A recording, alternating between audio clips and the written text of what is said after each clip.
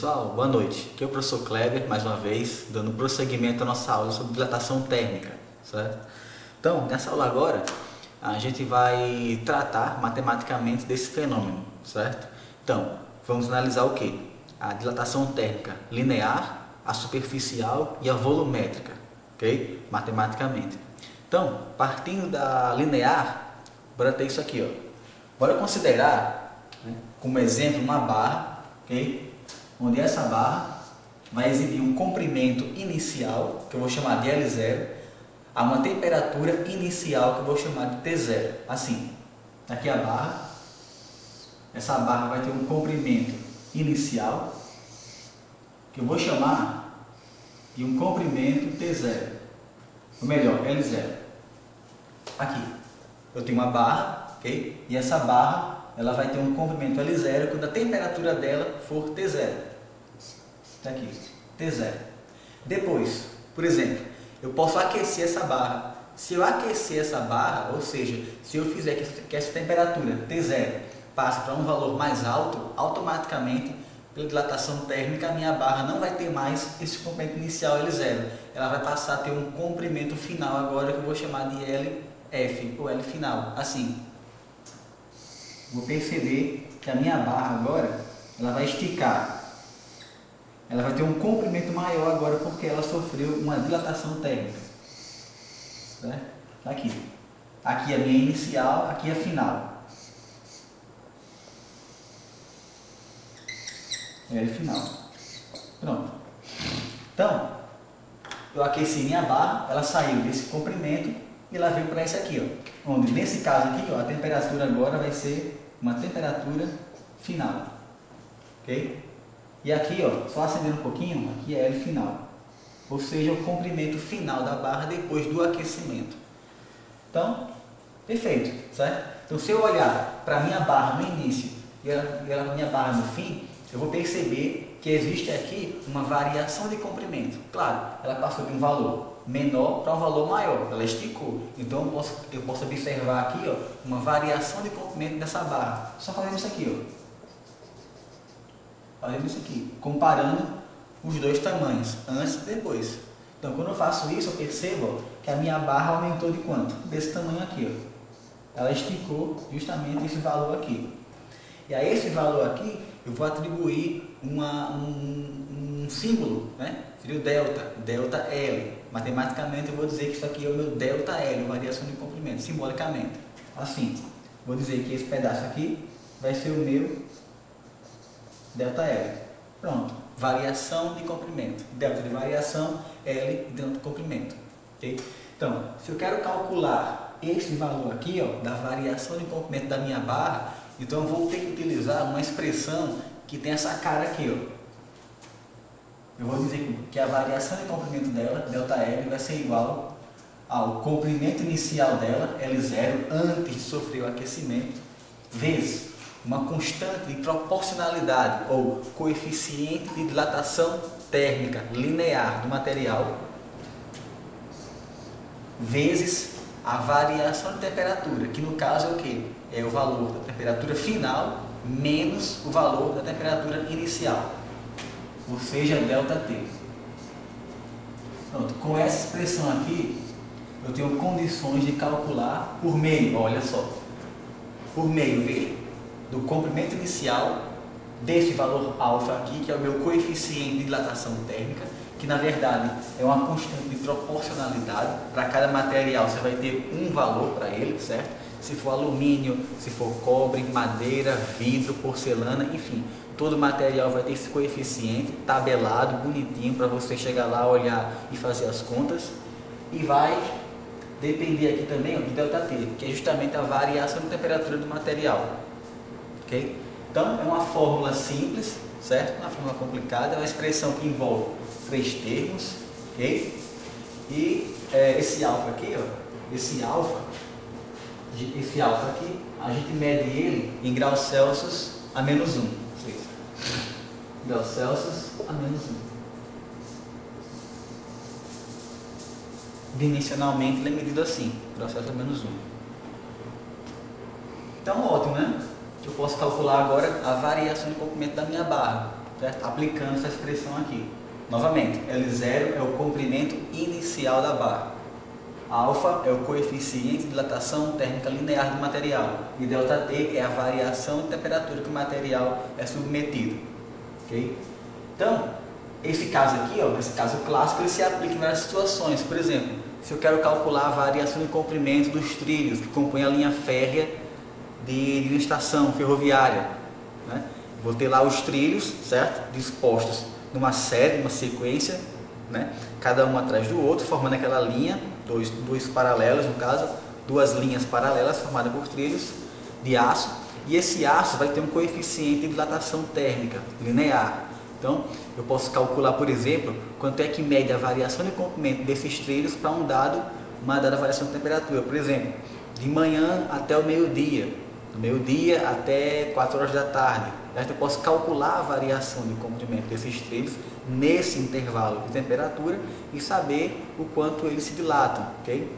Por exemplo, a afiação que compõe a rede de alta tensão das ruas, das avenidas, né, de distribuição das casas.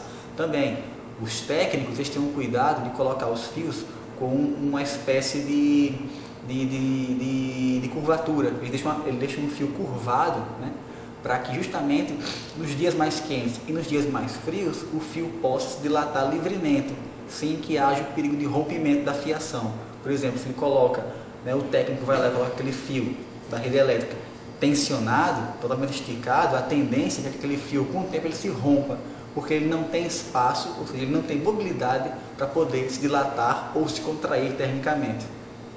Okay? Então, lembrando, esse caso aqui é uma dilatação linear, certo? Que vai ser aplicada sempre quando você quer calcular a variação de comprimento, certo? Comprimento, ok? O outro caso é o caso superficial, né? Onde eu vou ter que calcular agora, não o comprimento, né? Levar em consideração só o comprimento, mas agora eu vou ter que levar em consideração a área do corpo, a área, isso aqui, certo? Eu estou com uma área e eu quero calcular a variação dessa área aqui, ó, por meio de uma variação de temperatura, ok? Então, é análogo, ok? A única diferença agora é que eu não vou trabalhar com comprimento, só com área, ok? Então, seria mais ou menos isso aqui, ó.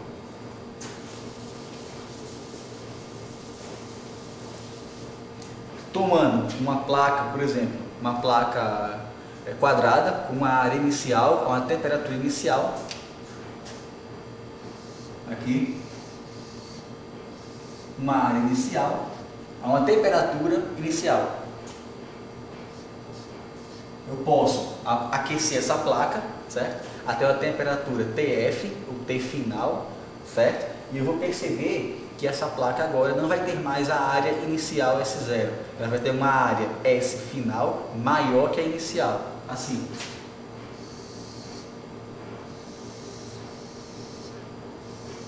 S final.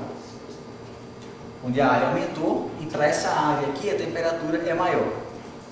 Então seria aqui uma T final. Então a minha área sai desse valor e vem para esse valor aqui, maior. Okay? Se fosse o contrário, se eu resfriasse a minha placa, a tendência é que a área, ao invés de aumentar, diminua. Só isso. Okay? Então, se eu quero calcular a variação da área aqui, ó, veja, comparando a minha área inicial com a minha área final, eu vou perceber que a variação da área, que é um ΔS, delta de variação S denotando área, vai ter que ser igual a área inicial vezes um coeficiente que eu vou chamar de beta, mais um coeficiente de proporcionalidade, ou coeficiente de dilatação térmica superficial, multiplicado por ΔT, onde meu ΔT, de novo, é a variação de temperatura que essa placa sofreu, certo? Então está aqui. Pronto. Só isso. Onde eu tenho aqui, ó, mais uma vez, S0 como sendo a área inicial antes do material sofrer a variação de temperatura, beta, o coeficiente de dilatação superficial do material, e ΔT, a variação de temperatura, certo? E existe aqui uma relação entre o coeficiente de dilatação linear e o superficial, certo? Por quê? Como eu tenho aqui uma dilatação numa área, eu vou ter basicamente, ó, uma dilatação numa dimensão, certo? Que seria a base da placa, e uma dilatação na outra dimensão da placa, que seria essa aqui, a vertical. Okay? Então tem uma linear na base e uma linear na altura. Então, se eu tenho uma linear aqui e outra linear aqui, ó, subindo, então eu posso dizer que o meu beta vai ter que ser 2 vezes o valor de alfa para o mesmo material. Posso afirmar isso aqui, que o beta tem que ser igual a 2 vezes alfa, okay? No caso superficial.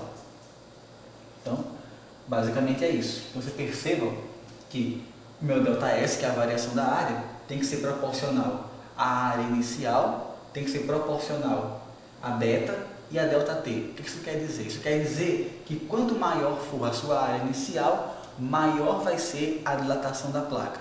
Okay? Então, quanto maior o beta, mesma coisa. Quanto maior o beta, né, do material, que é uma característica dele, né, quanto maior o beta, maior vai ser a variação nessa área, certo? Porque você veja, S0, beta e ΔT são proporcionais, não só isso, diretamente proporcionais a esses valores, certo? Então, quanto maior o S0, quanto maior o beta e quanto maior o ΔT, maior vai ser a variação na área da minha placa, certo? E lembrar que esse beta aqui se relaciona com o alfa, né? Dessa maneira, que o beta é sempre o dobro de alfa, porque eu tenho aqui, ó, 2 dimensões. Esse 2 aqui surgiu pelo fato de eu ter 2 dilatações lineares, uma nessa direção e outra nessa direção, ok? Então basicamente seria isso aqui. Aplicação de fórmula. O outro caso é o caso volumétrico, né? Então vamos lá. No caso volumétrico, como o próprio nome sugere, eu vou trabalhar com volume. Okay? Então eu vou ter um corpo qualquer, há um volume qualquer, que eu vou chamar de volume inicial, e esse corpo vai ter um volume inicial com a temperatura inicial. Assim. Vou ilustrar como um paralelepípedo. Está aqui o meu corpo,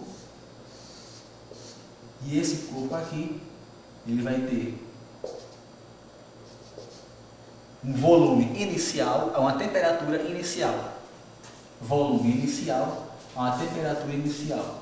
Depois, por conveniência, né, eu posso aquecer, né, podia ter resfriado também, mas é mais claro a gente falar em termos de aquecimento, é mais intuitivo.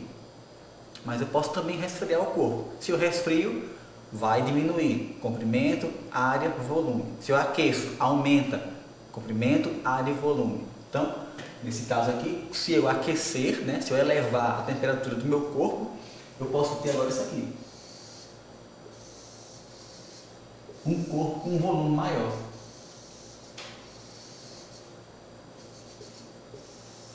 Agora exibindo um volume final. Um volume final e uma temperatura final. Ambos maiores que os valores iniciais. Okay? O volume agora aumentou e a temperatura aumentou também.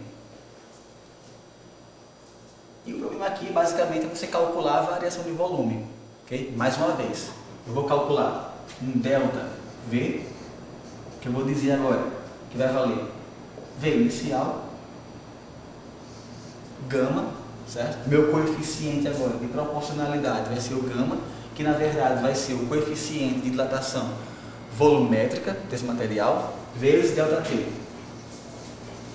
que é a variação de temperatura do corpo. Só isso. Mais uma expressão básica, certo? E do mesmo modo, ΔV, que é o quanto o corpo aumentou ou diminuiu em relação ao seu valor inicial, vai ter que ser proporcional a quê? Ao volume inicial, vai ser proporcional a gama, que é o meu coeficiente de dilatação superficial, e vai ser proporcional a ΔT, que é a variação de temperatura do corpo. Então, quanto maior o volume inicial, quanto maior o coeficiente de dilatação volumétrica do material, e quanto maior o ΔT, maior vai ser a variação do corpo, certo? Linearmente também, linearmente, se eu tenho uma barra de um comprimento L0, né, exibindo para ela, aquela barra, um coeficiente de dilatação linear dado, alfa, e um ΔT, né, aquela dilatação ΔL vai ser tanto maior, quanto maior for o comprimento inicial, o alfa e o ΔT, certo? Quanto maior for esses valores, maior vai ser a dilatação linear superficial ou volumétrica desse corpo, desse material, certo? E mais uma vez, ó, pelo fato de eu ter aqui um corpo exibindo 3 dimensões, certo? Aqui eu estou considerando as 3 dimensões do corpo, então eu posso ver, ó, que o meu corpo vai se dilatar na altura, vai se dilatar no comprimento e vai se dilatar na largura, nas 3 dimensões, assim. A dilatação agora vai ser em 3 eixos, em 3 direções, nas 3 direções que vão compor o corpo. Então, por esse fato, né, de eu ter 3 dilatações lineares, eu posso relacionar o meu gama e dizer que esse gama aqui vai ser igual a 3 vezes alfa, onde esse alfa, mais uma vez, vai ser o coeficiente de dilatação linear para esse material, ok? Está aí relacionado. Então, basicamente é isso, certo? Com essas 3 expressões, certo? Eu posso calcular a variação de comprimento de uma barra, de uma placa ou de um corpo qualquer, como esse daí, né? No caso, um paralelepípedo, mas podia ser outro, podia ser uma esfera, né? Podia ser uma pirâmide, qualquer corpo, tendo 3 dimensões, evidentemente, você pode aplicar esse princípio, ok? Na próxima aula eu vou falar um pouco sobre dilatação volumétrica de líquidos e depois partir para a calorimetria, ok? Espero que vocês estejam gostando das aulas. As provas estou corrigindo ainda, os trabalhos também, ok? Então sexta-feira eu acho que eu tenho notícias boas ou más, né? Das notas, ok? Então pessoal, boa noite, né? Obrigado pela atenção, tchau!